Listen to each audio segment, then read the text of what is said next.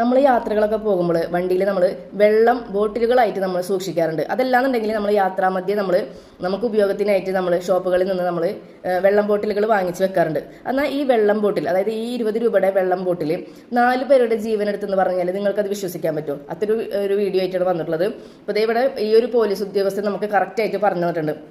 നമ്മൾ ഈ വെക്കേഷൻ്റെ ടൈമുകളാണ് ഇപ്പോൾ നമുക്ക് നന്നായി മക്കളായിട്ട് യാത്ര പോകുന്ന ഒരു ടൈമാണ്. നിങ്ങൾ നോക്കിയാൽ ഈ ആക്സിഡൻറ്റ് വന്നിട്ട് ഈ വണ്ടിയുടെ ഒരു അവസ്ഥ എന്താണെന്നുള്ളത് നോക്കിയാൽ ഇത് നമുക്ക് സംഭവിച്ചിരുന്നു വെച്ചാൽ നമ്മളൊക്കെ അലക്ഷ്യമായിട്ട് ചെയ്യാറുള്ള ഒരു സംഭവമാണത്.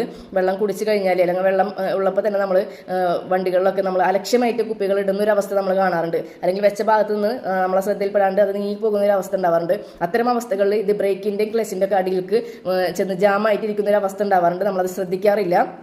അപ്പോൾ പലയിടത്തും നമ്മൾ കണ്ടിട്ടുള്ള ഒരു സംഭവമാണത്. അപ്പോൾ അങ്ങനത്തെ ഒരു അവസ്ഥയിൽ ഒരു ആക്സിഡൻറ്റ് ഉണ്ടായതാണ്. 4 പേരാണ് ഇതിൽ മരിച്ചിട്ടുള്ളത്.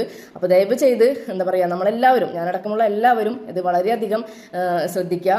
വെള്ളം നമ്മൾ കുടിക്കാൻ ഉപയോഗിക്കുന്നുണ്ടെങ്കിൽ തന്നെ നമ്മൾ അത് അത്രയും സേഫായിട്ട് നമ്മൾ എടുത്തു വെക്കുക. യാതൊരു കാരണവശാലും നമുക്ക് അപകടം ഉണ്ടാകുന്ന രീതിയിലേക്ക് അത് എത്തിക്കാതിരിക്കുക. നമ്മളെ മക്കളൊക്കെ നമ്മളെ ഒപ്പം ഉണ്ടാവുന്നതാണ്. അതുകൊണ്ട് വളരെയധികം ജാഗ്രത പാലിക്കുക. അത് ബ്രേക്കിൻ്റെ അടിയിലേക്കൊന്നും എത്താത്ത രീതിയിൽ അത് സൂക്ഷിച്ചു വെക്കുക.